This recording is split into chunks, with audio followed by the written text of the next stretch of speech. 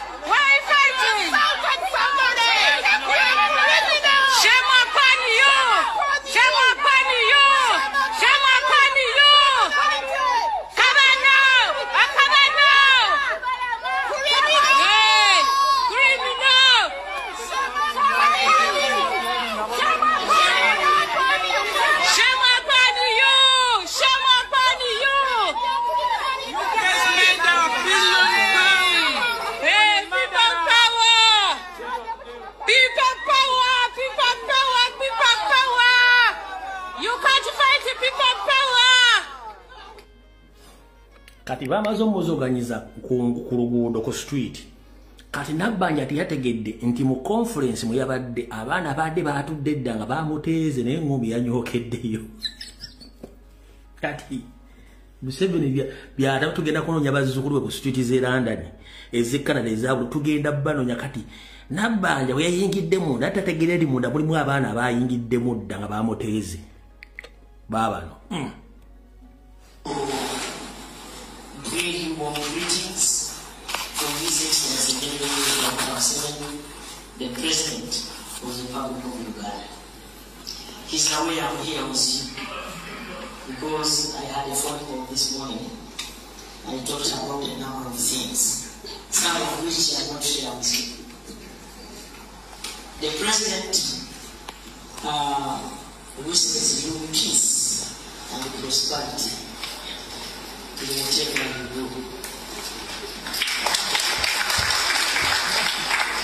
am pleased to join you for this important meeting, and I thank the Uganda High Commission in the United Kingdom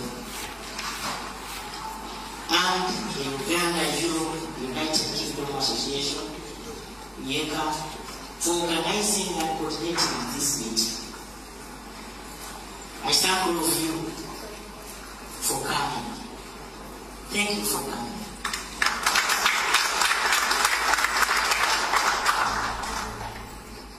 And congratulations on forming this association.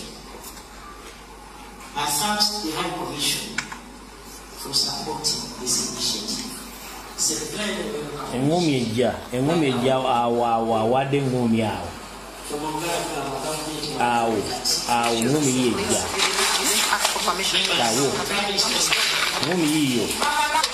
Yes. Ngumi ejja kati.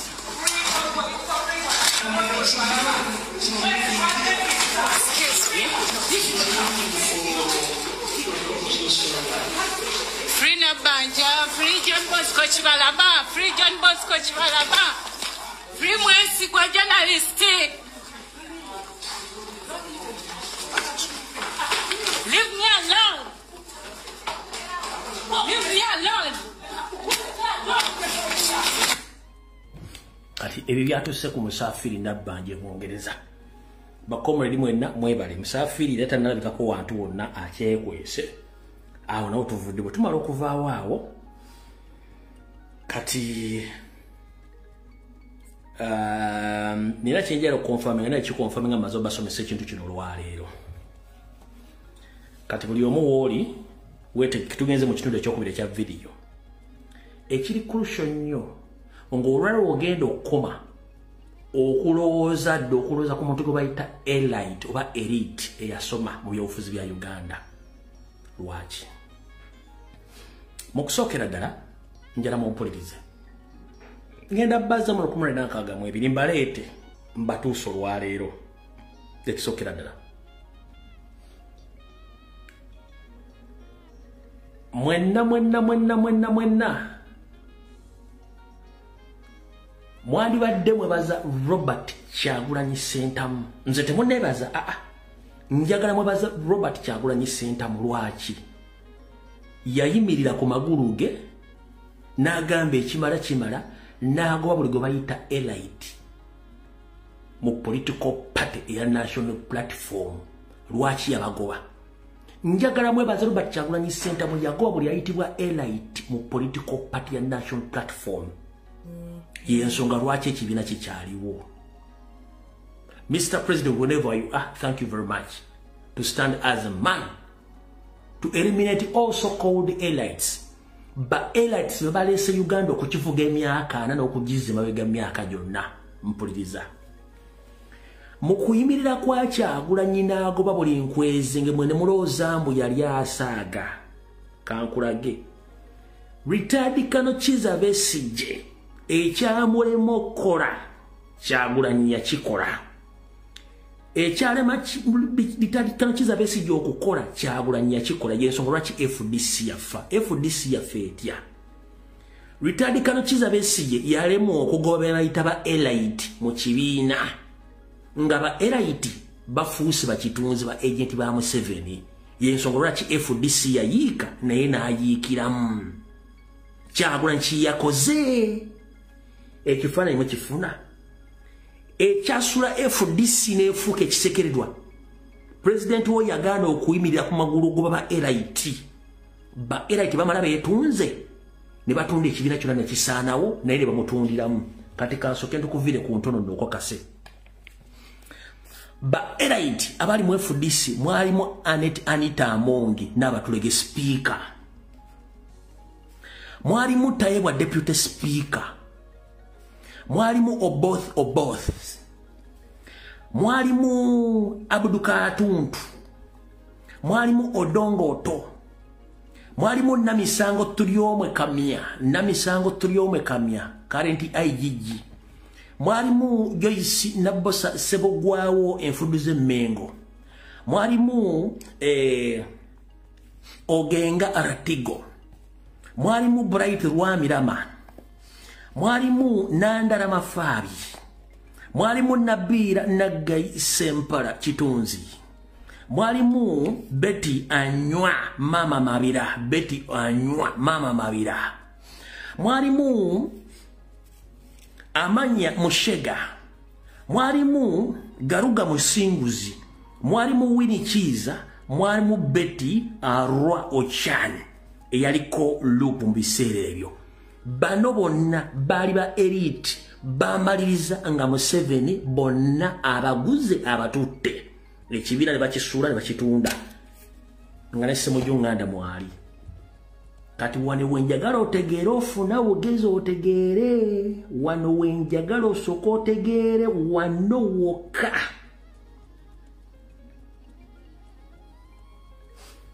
Njagala ole statement eno. Grupu ya Kyagulanyi nterero ninja kujimaraho. You just wait.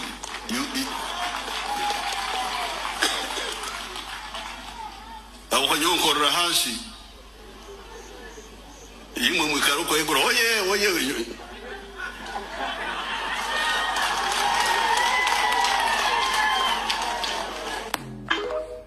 Kati okola statement eyo grupu ya Kyagulanyi nja kujimaraho ninji enkorera hansi mwe mudde wagulu mugambe hoye nga amazo kikola perfect le mu DP amazo kikola perfect le mu FDC kati nga ne mu Nuupu mwebali.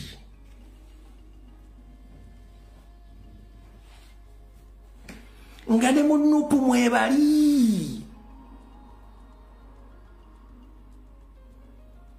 Yensongola Chimpuga yasabanga party structures. Ne basaba constitution temwamanya. Yagenda okukola statement njikuddinemu.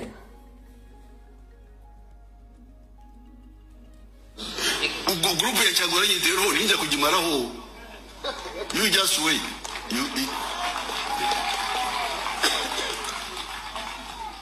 Abakanyonkorera hansi. Yimwe mwikaruko yegura oye.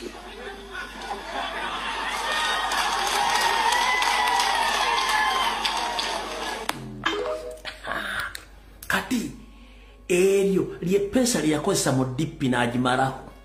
N'alikozesa mu FDC n'agimaraho. Kati najja okukola statement eyo group ya Kyagulanyi nja kugimaraho ng'amanyishwa ddiyo enkwezengeze zimaze okutula ziri mu position nungi zigenda kuyiwa ekibiina.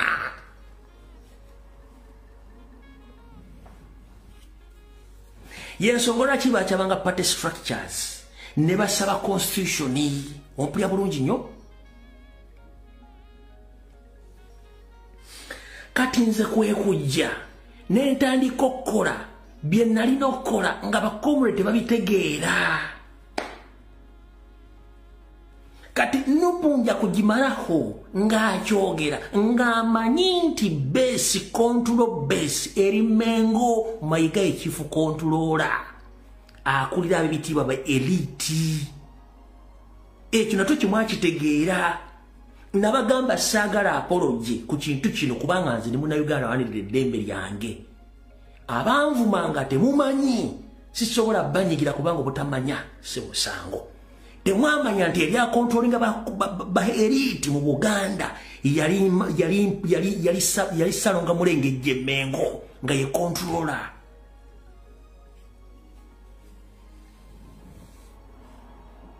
Kati mwentandika okukola ebintu bino nga nkuba President agira mwana lumbuye mwana oki naye n'atandika okwetegereza mpola n'atandika okukola disi. Kati agenza okugoba buli muntu yenna gwagobye ng'amaze okufuna intelligence na buli kimu kyonna. Njala soka kubuuza Bokyanga Museveni yagamba nti group ya Kyagulanyi nja kugimaraho yali azzemu n'akola statement endala. Nabagambye eno session y'okubyo olina okubanga olina omutwe. Nyando Yosoferi Muzeyi Kyansi yali azzemu n'akola statement endala nti group ya Kyagulanyi nja kugimaraho.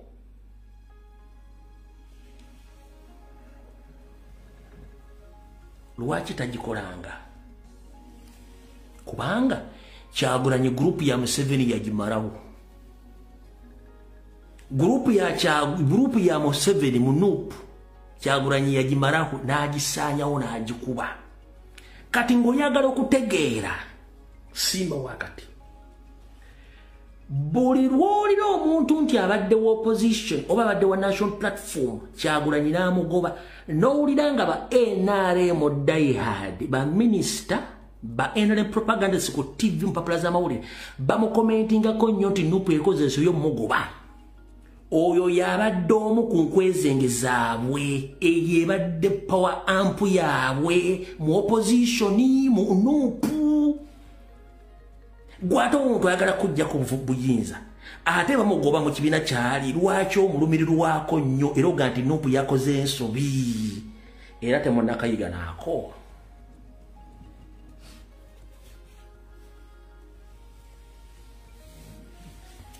Era temunnakayiga. Gwetunula Bukyanga president agoba enkwezenge zonna ffe tuzikomentingako naye abasinga zikomentingako noziwako referensi Nuupu ewedde egobye Kakensa egobye gundi. Oyo manya nti abadde muntu babajjeemu eppeesa bali bajjeemu bate bakyasobola kufuna access ku information nakola sabotage gye baali baagala. Do you copy that?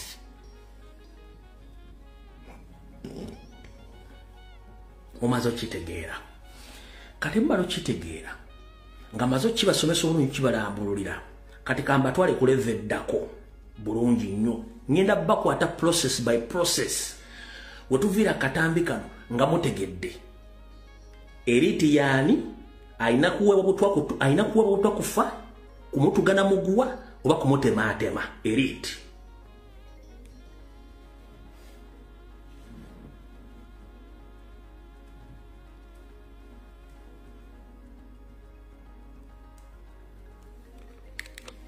Ulira. The worst Ugandans whom I have issue with are the educated, the elites. They are the most useless people we have in this country. Sorry? Yes, absolutely. I have no apologies.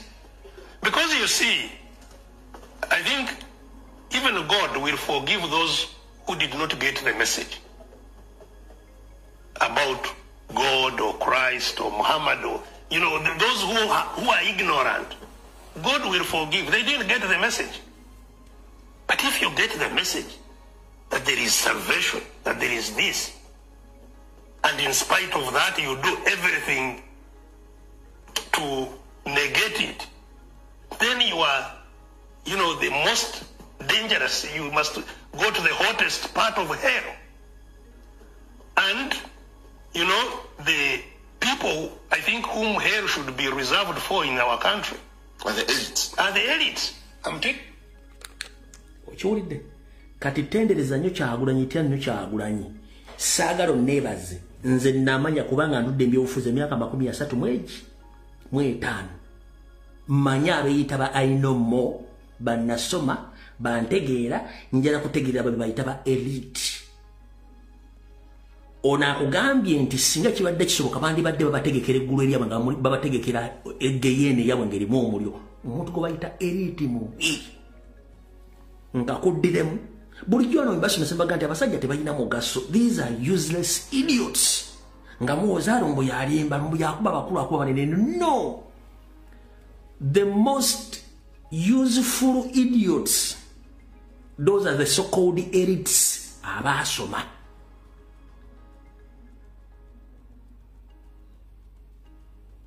Nkakuddiremu.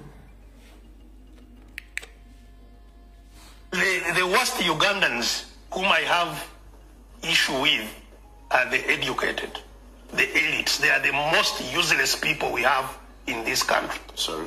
Yes, absolutely. I have no apologies. Because you see, I think even God will forgive those. Obudde nabutono. Kati bulijjo abadde ali eyo ne wemalamu amaanyi nze simanyi luzungu saasoma mateeka. It is buvunaanyizibwa bw'eggwanga likukwatako so si baasoma. Abadde bagobera platform since yesterday today. Kwasigaddeko Erithium eyeyita elite Ssemujju yagambye nti nze mba kubanga ndi kakiika kasinsira Sseginya nasimwa kaadi kubanga teyasoma. Oyo omu kubasigaddewo kati eyefuula nti amanyi naye yefuula nti yali atembeya mawulire ku street. Oyo eyayita elite Ssemujju jukira naye waakabano weri emijaaba naye waakabano kwe kwogera nga abegaji n'emimwa nga n'ennyinde mulinga ekifundukwa ky'olubugo oba entebe y'eggali zinetebe ŋŋanda boogera bajeregera baluma amaanyi nze sisobola kuwa Ssemujju sisobola kuwa Sseggiri singa nali ndonda nali nze nkulira kakikaka nali sisobola kuwa Sseggiri nyakkaadi.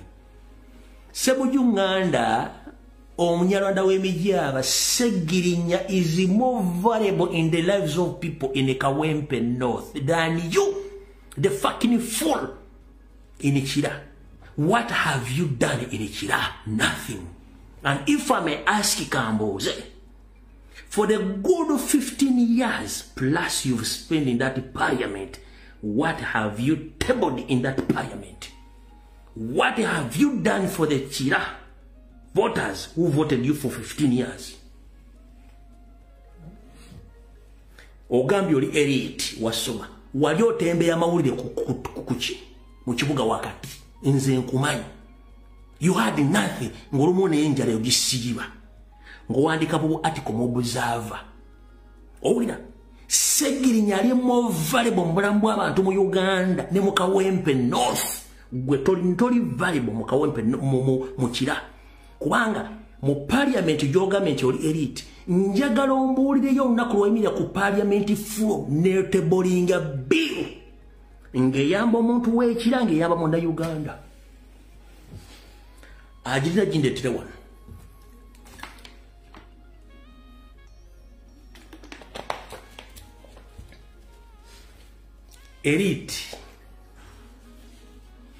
Elite se mujunganda.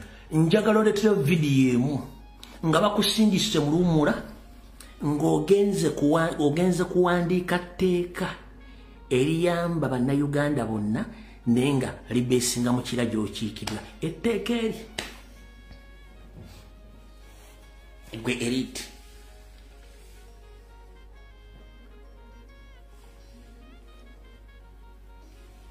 Muli kuno mumugamba aleeteyo video egi nga bamuwadde leave agenda awandiikeyo etteeka eri limu bweriti. Oba lyakugyamu mbuto, oba lyakwongeza maanyi ga kisajja, oba lyakwongeza musolo bagukendeeza ng'etteeka yaliwandiika liri eri. Ne CEO wa Uganda Fisheries Sereko Muhammad Kagege yaleetayo kiri ya social media biru ne liganda buganyi twalimanya nti yatebolinga yetteeka gwe yeyita elite.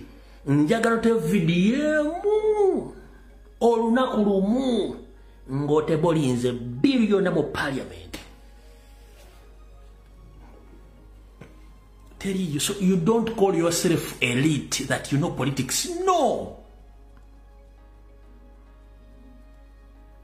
Sometime back you were news vendor aliotunda mawulire ku street. Tolina kyoli. Gwokwogera ng'otikka ennyindo ng'afuidde mu taxi nga weebuzaabuza ng'afuidde mu taxi tekikufuula wanjawulo. You were given a task eri to comment about Museveni's expenditure in the State House. That is it. Tolina kirala. Bw'oba mwagala kutegeera nti Kyagulanyi busajja buna buma njagala nte ekifaananyi kimu nga kyagiranya n'aka kasajja.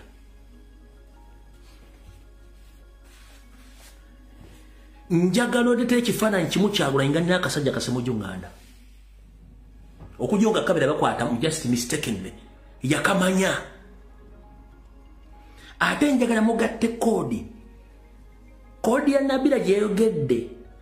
Mbwe ya music ne segone nono oneita elite gyeyogedde ono semujunga ne gyeyogedde mbu segone yagenda katamete yagenze mu kampuni y'abayimbi so si ebine byafuzi era naga mbuye kansala tasobola muvetinga sebo mukuru elite ow'emijaba ine nyinde kulinga ekifundu kwa kyolo gobe entebe y'eggaali enganda jara kubuuza tosobola kwawula tayito y'omuntu n'omuntu n'obiteeka ebbali. Semujunganda nga tonnafuuka mu parliament kukuyita MP omulimo gwe wali ki?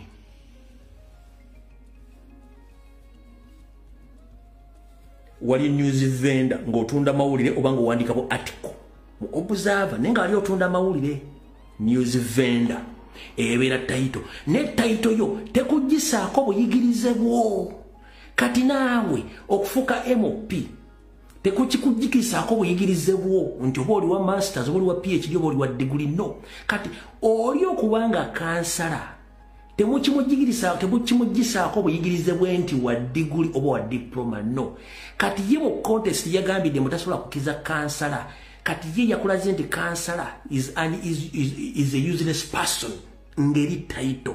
When you start to demean a title of an officer or is a title of a politician or any office, that means gweke nini watategeera eri title nti kansala. Omuntu aba yasoma, omuntu ira kasitambala senior 6 aba yasoma kati gwe bw'ogamba tosobola kubeera interviewed by the counselor. Counselor yakuba mu kibiina ki? Yoli mbere wesebufu gw'ozannyirako nga ndaba ng'omusajja ate kubanga ayina degree oba ayina diploma. Gwe wali onyonyoddeko abantu obuyigize bw'olina? Wali onyonyoddeko abantu obuyigirize bw'olina?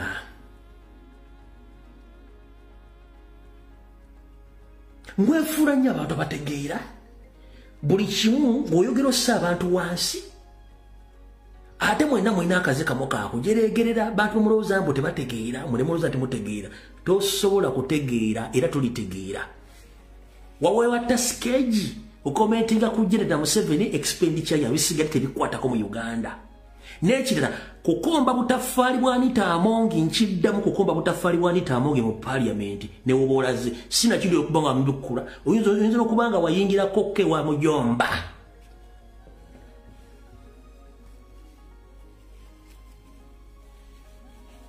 Gemirimu gyo oteekeddwa n'okubanga wayingirako ewa mujomba mu nkola ya Anita Amongi gye tumanyi obulungi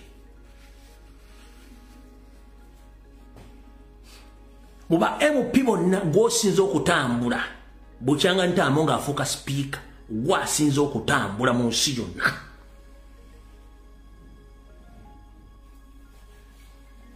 Gojereke mbo omuntu kati njera kubuuza otuvudde otugende katono nnyo wano kubanga agadde kulanda mugano n'abantu njera balaga wali njera tuddemu wano katono nnyo mukulu Abaganda tugamba tokaayirirwanga kaamulali gw'otalidde tokaayirirwanga kaamulali gw'otalidde mulina ekibiina kya mulina ekibiina ky'ebifu kye bayita PPF ddagala ly'enziku si bwe kiri nti mpozi mwe vettingiza mwe mwazikola ddi who vetted you and who vetted your leaders lwaki eva mufokasinga ku nupu bateriiwo mwe temwina lwaki temufokasinga ku byammwe mujomba semujunganda nkubuuza mwani abavetinga mu kibiina kyammwe ekyaddagala enziko ekya PPF era mwavetinga ddi mufenyo ku byokwatako mu bibiina byammwe nupu nga tenagaba kaadi buli omu badde asirisi bwe yagabye kaadi kati mwasama nupu bwe yagobye bakozi ba Museveni ba elite era mwasama kubanga mukimanyi nti gweyita elite asigaddewo naye nga naawe amagezi matono ng'oyagala okumanya nti semujju amagezi matono munyiizira ojja otegeera nti amagezi alina matono nabawa tekiniki eri egi nyiiza semujju ojja otegeera nti obwongo talina nyiiza semujju nganda nga banyiizizza gundi akali ebyoya n'atandika okwogera mutegeera nti ono bulijjo nobwalooya story ki something no connecting abantu abo osobola bategeera ng'obanyiizizza oba tonna banyiiza tosobola bategeera ntegeera yaabwe oyo omwami nga mwagala otegeera nti tategeera munyiize mugjeeko oyo ojja tutegeera engeri gy'apasuka mu bikotegeera nti tategeera bali mu kibiina kirala nnyo bawukira ekya nuupu kyokka nga n'ekyefudisi kye batandikawo kyagwa ba elite na kino kyennyini ekyaba elite kye batandise babuliddwa presidential candidate kyokka abukira ekyafuna okuba twagobye ba agenti bannaabwe twagobye enkwezengeza bwe kyekibaluma awo tuvuddewo mutegedde bulungi nnyo kati katuddeyo wali kuba elite bannyabo ne bassebo obuzibu bwa Uganda bwonna okuva lwe yafuna obwetwaze mu 1962 bubadde busibukako abasajja abeeyita abaasoma obuzibu bwa Ssekabaka Edward Muteesa bwonna bwava kuba elite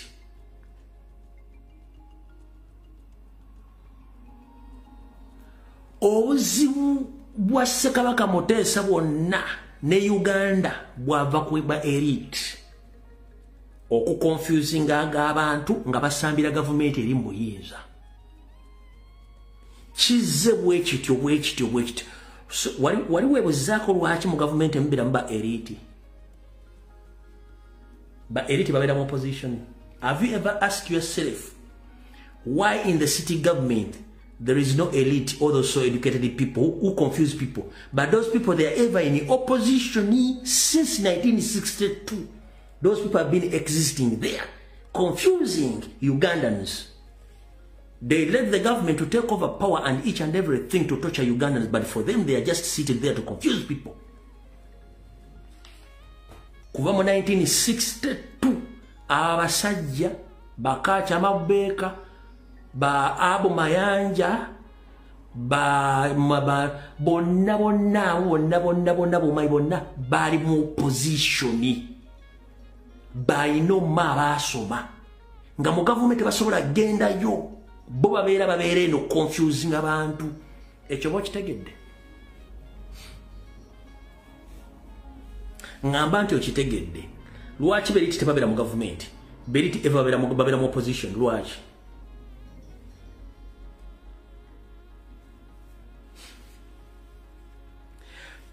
okumanya kwabwe kuli mu bitabo so si kumanya kwa bwongo okuzaale no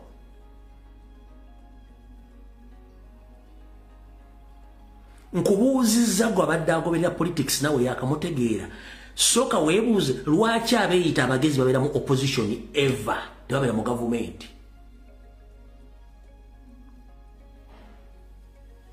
ndowooza amagezi gazze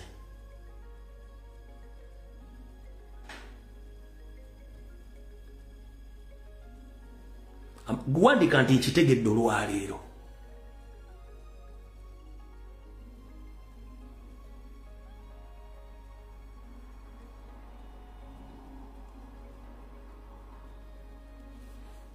ndozo kitegedde aba elite bwe buzibu bwa Uganda era buzibu bw'ensi yonna kyovola basanga omuntu nga naturally ali gifted ali talent bamulwana nnyo kubanga abagenda ba outshining agenda bayitako kibagala okukola kyaguna yoli yabanegu kakuba bali n'abeerula ayina abalaga nti bategeera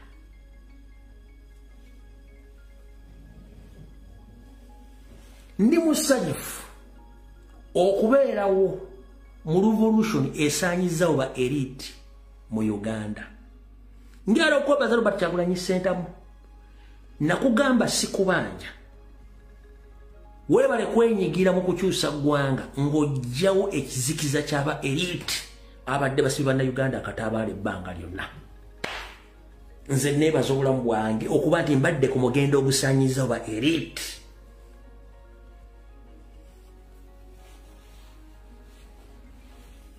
nabagamba bire ebintu wandibadde tubyogera no Guy, wandibadde okukwata simu kwogera bintu bino no katuddeyoko emyaka 10 mabega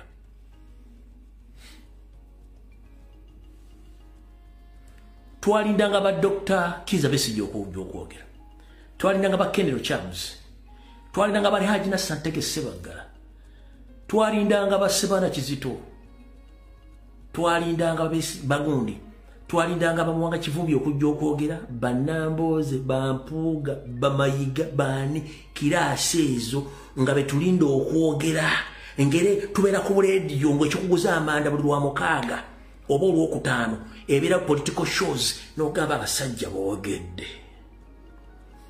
naye ate nga bakola birala kati abantu abo twabawa obudde bungi nnyo antiru bwe tutegedde nti bano abantu bafu naffe kwe kuva twandibadde tujja kukola bintu bino kubanga si bye twagala nitwagenda okulanga abantu abaali batufusibya akatambala ku mutwe si baffere balwadde omuzanyo baguzanyira gavumenti noza mukitegedde Luchamuzi bwe yajjanga okwogera oludikya leskopo oskopo kopo sokopopo nga waga musajja amanyi oyo n'abakwatira awo mbidde wajja okwogera olukolosofi noga musajja ategeera oyo nsirako wajja okwogera Holland friend amanyi era akasajja kamanyi noga ndala mafabi najja nayogera musajja amanyi kantutu najja nayo musajja amanyi mama mabira najja nayo musajja amanyi Betty Kame najja n'abateeka mu federal system n'abakwata ne mugamba amanyi wagendo bagenda okuyitawo ebbanga ttono nga kiyali abagamba kyali kirala nnyo bakola birala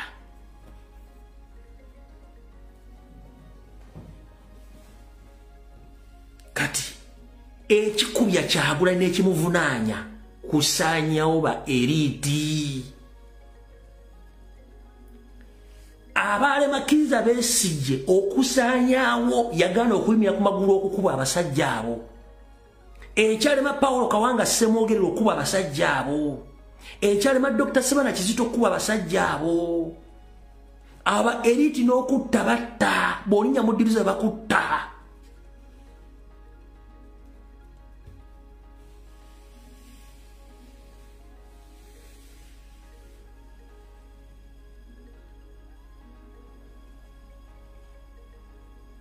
mwesinga mwali mumanyisinga ne Museveni yavaako dda njagala kusooka kuwa ekibuuzo okuva mu 1996 abasajja abaali basoma babeera ziddugulu bannamateeka lwaki baagana okujjako Museveni lwaki baagana okujjako Museveni mpa answer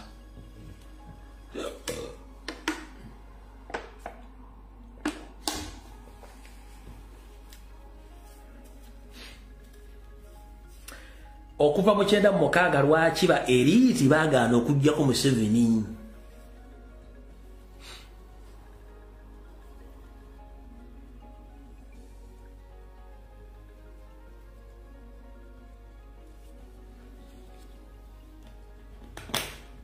wali osubidde omuntu alinga Mpuuga omuntu alinga Abedi Bwanika okuvayo kulumbira Kyagulanyi nga bigabe simanyi musiyazi pati y'abasiyazi mbabbi bakula batya ng'okimeja soma ina diguli no kubanga yali akuba omupiira nga munene mwe temwategira mupiira Kyagulanyi gwe yali akuba olwo n'olutalo mulwanyi nga mukuba Mpuuga n'Abedi Bwanika ne bannaye bonna mwali mukuba ba elite Jovula bagamba nga ati abaana tebaba babitirwa kumbe mwali mukuba ekintu kine kati musanyiza ba elite boy wange yole wasoma senior for senior 6 obuyigirize bukumala okutandika okwogerera eggwanga lyo tokyetaaga abantu balina masters tokyetaaga abantu balina PhD osobola okwogerera eggwanga lyo teweetaaga logic ya university okumanya bekwata ku nsi yo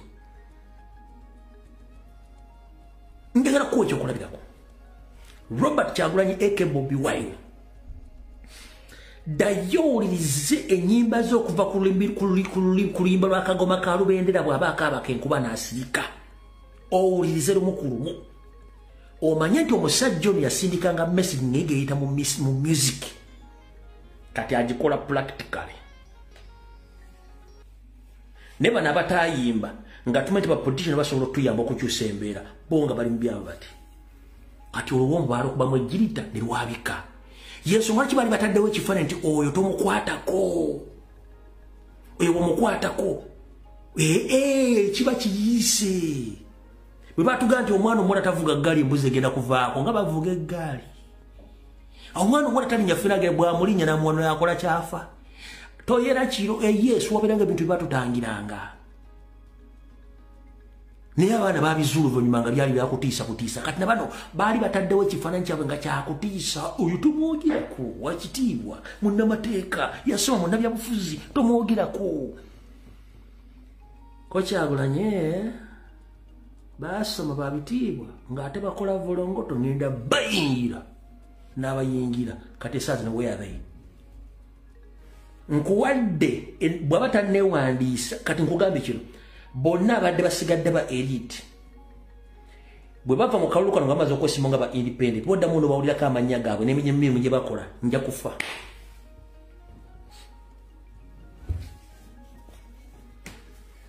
wetuviira mu kalulu kano nga besimbye okubwa namunigina boddamu n'owulira ku mannya gaabwe ne gye boogerera mbaluka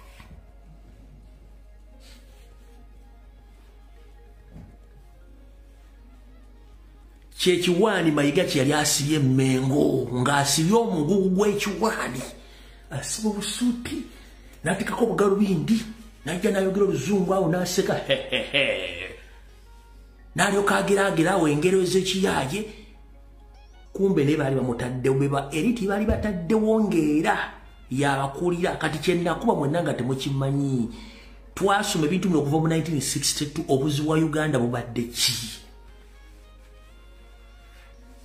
era baali abadde bakuliyetinga obuzibu obwo okutuuka ku Uganda okutuuka esseri yonna nga tembategeera kati mwabategedde mutegedde bulungi nnyo bwe mubaza obitegeera awo tuvuddewo sigadde dakiika mmeka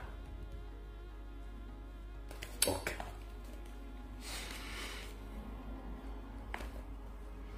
kati wulira Mr. President sabo orizo bakabuno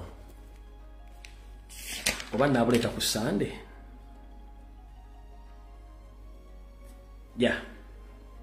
nabuleta ku Sunday era kandu ku Sunday zigenda kubeera mmeka enchanya ku Sunday 5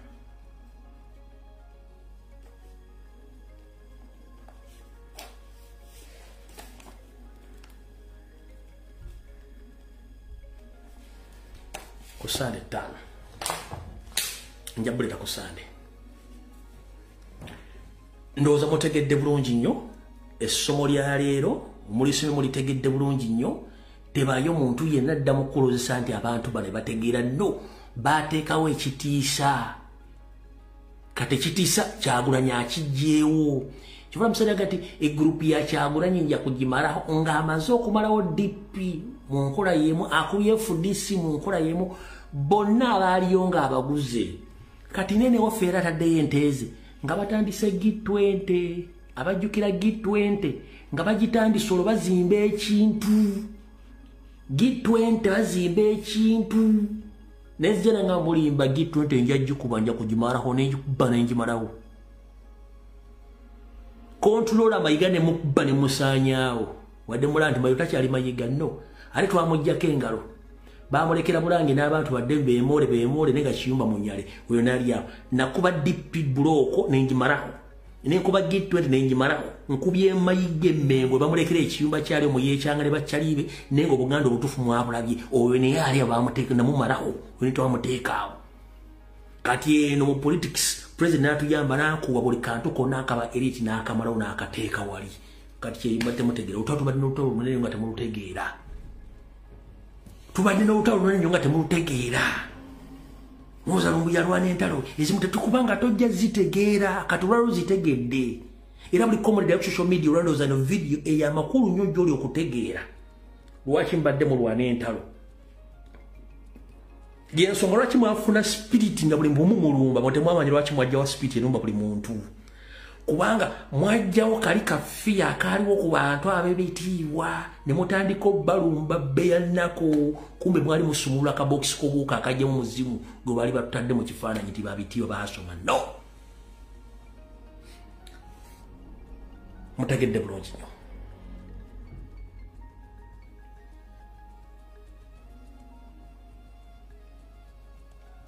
okufuga eggwanga tekyetaagisa super power oba supernatural powers lwaki bw'oli Ssemujimanda ng'agamba no kati abagenda fuga batya eggwanga era cabinet kigyalina mubuuze mukama wa kusasula Museveni yasoma ki mubuuze mukama wa kusasula Museveni yasoma mulimu ki mubuuze Janet yasoma mulimu ki alina professional ki mubuuze Salimu Salamu ajasibe gulu Salimu Salamu yasoma ki alina professional kyana degree ki mubuuze mugambe amanyi mukama mu parliament empapula zalina teziwera Ssemujimanda wagambye kansala atakusobola kuvetinga empapula zanita amonga akutula mu pale speaker ziwera okakasa ziwera nabo wano information degree yanita amonga y'amateeka bamutulira ntulire nembaga mu Nigeria mukola empapula waliwo nekyali wange mutuli ebuuzo final okukola empapula ezo zifuna tatula nko bibuuzo oyo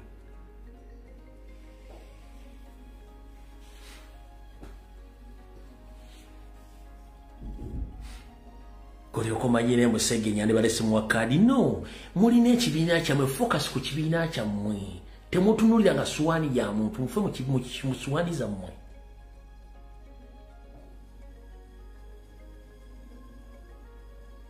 nalwanange entalo nga bakomenti bazitegeera eriyo n'abatategeera president kati tebannamutegeera nga bwakubya akabinja akubwajja n'okuba obubinja obulabu n'obusigadde mu opposition abuteeke wansi era bajja omutegeera bajja mutegeera luvannyuma nga kiwedde nga amaze okitereeza lumujja otegeera ebyobufuzi ebituufu n'olwensonga eyo njala baagaliza weekend ennungi mukama bakumiratakumira mpeera vidiyo ewedde mukama bakuumire buli omu osigale gy'oli ng'oli mirembe wabula bw'alaba oyononeka akutwale nkiddamu mukama bw'alaba oyononeka akutwale mbaagala nnyo bwe bali kunjagala mwenna abanjagala mu nsi yonna abankubira kasimu ne munsindikira message mbaagala nnyo nammwe abambezaawo anytime mbebaza mwe bali nnyo balire ddala singa simmwe singa siriiwa Lawrence njala okubebaza mwenna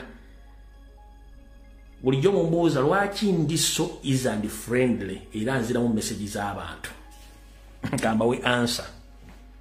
First and foremost oba ekisookera ddala amannya gange nze Lumbuye erinnya eryanzigulwamu jjajja wange kuba alwana ntale ezaagazi ya Buganda yali musajja mumegganyi era yakkiririza mu mikwano gye n'eŋŋanda n'Abaganda.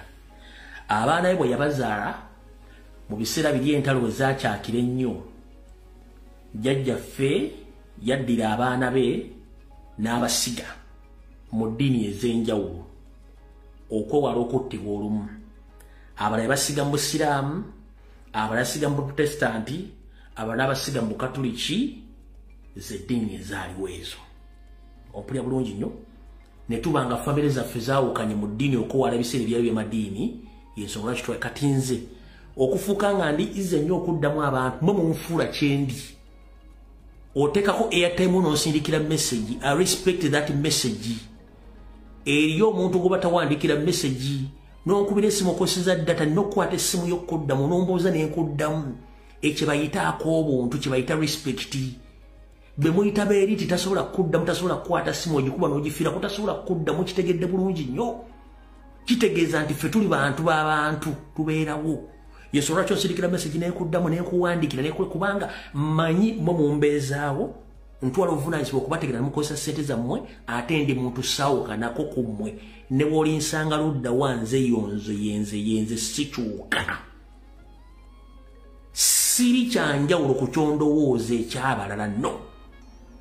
Be muyita baserebu ng'omuteekamu data n'atasobola dde okulisivinga message oba okubira essimu kitegeezo etalina kyakwetaaza y'ensonga ya eriti tebakwata masimu tebaddamu message tebabeebuuzaako tebawa advice tebayamba. Kati ndoza mutegedde Presidenti ne bw'omukubira essimu nga tagikutte era bw'abazze kulaale message yagituusa era ababuuza mwenna buli wamu naga tebane kino kiri bwe kiti banaye mwenna mbalaba mbeebaza oyo gwe bayita omuntu w'abantu. Mutegedde y'ensonga lwaki nze nziramu message zammwe kubanga ndi muntu wammwe namwe muli bantu bange. Seewulira kubanga ekinnewuliza kiki kyenina ekyenjawulo sikirina. Sisobola kwewula kubanga sina kikina kyenjawulo kisukka ku mmwe mulinga nze nange nninga mmwe so sirina kyenga nti ndi wanjawulo no. Ne bakotulu twetumu ndi emmere y'emu nsula mu katandaalo kange nfulutanga gwe nkola buli kimu nga gwe sina kyanjawulo kati lwaki neeraga nti nsukunuma ku bantu ba bulijjo no.